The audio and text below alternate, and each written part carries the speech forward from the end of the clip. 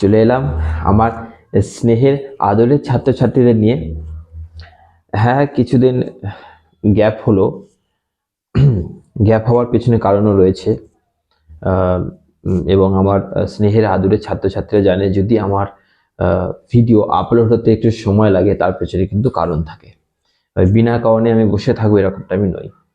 ঘরেরই একজনের, অর্থাৎ আমারই বাবার আগের দিনই বাড়াবাড়ির জন্য আমি দুদিন কোনো রকম কোনো ভিডিও আপলোড করতে পারিনি। কাল রাতে বহু স্টুডেন্ট ফোন করেছে, কিছুটা অ্যাটেন্ড করতে পেরেছি, কিছু অ্যাটেন্ড করতে পারিনি। কমেন্টে যতটা পেরেছি তাদেরকে কমেন্টে রিপ্লাই দেওয়ার চেষ্টা করেছি, বহু জনকে আমি কমেন্টে রিপ্লাই দিতে পারিনি। তো ভিডিও আপলোড হতে দেরি হওয়ার জন্য এবং আমার যে স্টুডেন্টসদের ফোন আমি অ্যাটেন্ড করতে পারিনি এবং কমেন্টে যাদেরকে আমি রিপ্লাই এখনো ঠিক করে দিতে পারিনি, সবার কাছে আমি ক্ষমা প্রার্থী। আর অ্যাকচুয়ালি সত্যি কথা বলতে বিপদ কখন আসে তা তো বলা যায় না। তো এখন বিপদের অবশ্যই বাইরে আছেন, এখন সুস্থ আছেন। তারপরে আমি সুস্থ হয়ে মানসিক দিক থেকে তোমাদের জন্য কিন্তু আজকে সাজেশন আপলোড করছি। আর সত্যি কথা বলতে আমার সাজেশন তোমরা দেখতেই পাচ্ছ যে বেশি প্রশ্ন থাকে না। তো গুটি কয়েক কোশ্চেন্স আনা মানে হচ্ছে সেই সাজেশনসকে অনেক ঘাঁটতে হয়, অনেক অনেক ঘাঁটতে হয়, তবে এই গুটি কয়েক কোশ্চেন্স কিন্তু বেরিয়ে আসে, এটা তোমরা জানো। তো যাই হোক, চলো বেশি কথা না বলে দেখে নি আজকে সেই গুটি কয়েক, অর্থাৎ মাত্র 6টা প্রশ্ন কি কি আছে 19 শতকের বাংলার ছোট গল্পের। চলো।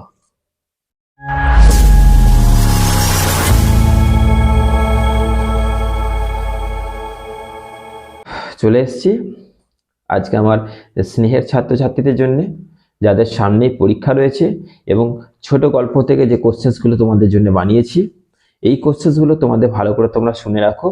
এই যে প্রশ্নগুলো তোমরা সবকটা কিন্তু 10-এ করে রাখবে এবং 10-এ যদি কোশ্চেন্সগুলো তোমরা করে নিতে পারো, তাহলে তোমাদের 5-এরও কোনো চিন্তা থাকবে না। মানে 5-এর আলাদা করে কোনো ভিডিও বা কোনো সাজেশনস আপলোড আমি করছি না। তোমরা এই 10-এরটা করলে তোমাদের 5গুলো কমপ্লিট হয়ে যাবে। আমি এইভাবেই তোমাদের জন্য এটা করেছি। ওকে, একে তো মাথায় প্রেশার তো তোমাদের বলে বোঝাতে পারবো না, কারণ ঘরের কেউ অসুস্থ থাকলে জানো মানসিক দিক থেকে ফিট থাকা যায় না, তাই না? তারপরেও আমি তোমাদের জন্য যথেষ্টভাবে ভেবেছি যে কি করা যায় কম সময়ের মধ্যে। মানে একে আমার কাছেও সময় ছিল না, প্লাস তোমাদের কাছে সময় কম, তো সেই হিসেবে মাত্র 6টা প্রশ্ন আজকে যেগুলো নিয়ে এসেছি, যেগুলো করলে তোমাদের 10 আর 5 দুটোই কমপ্লিট হয়ে যাবে। তো দেখে নাও প্রথম প্রশ্ন তোমাদের জন্য কি বানিয়েছি।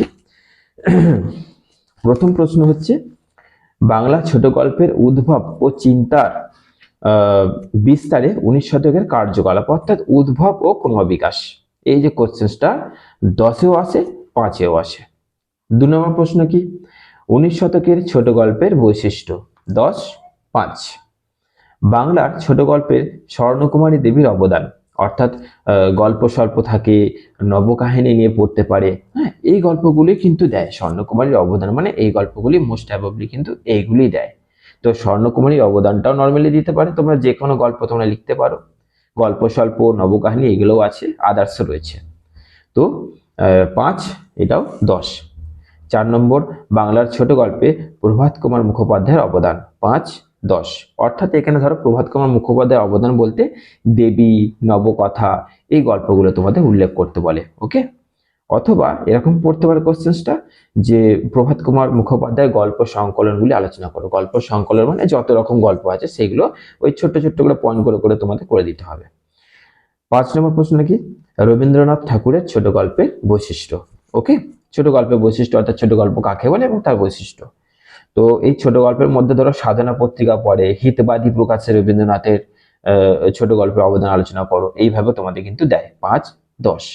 আর তোমাদের এই কোশ্চেনটাই অথবাতে দিতে পারে যে 1899 থেকে 91 থেকে 99 খ্রিস্টাব্দের পর্যন্ত যেসব ছোট গল্প ছিল সেগুলি আলোচনা করো, এইভাবে কিন্তু তোমাদের প্রশ্নটা দেবে।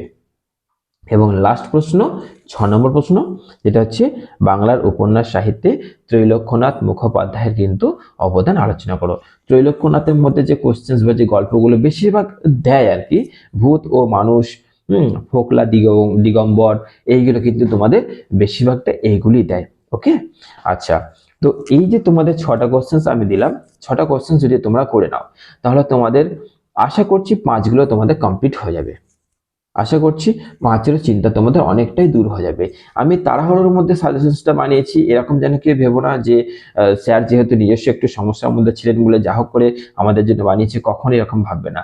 আমি যদি সাজেশনস করব তো ভালো করেই করবো, নচেত দেখবো আমার কোনো ভিডিও আপলোড হয় না, এটা তো তোমরা জানোই।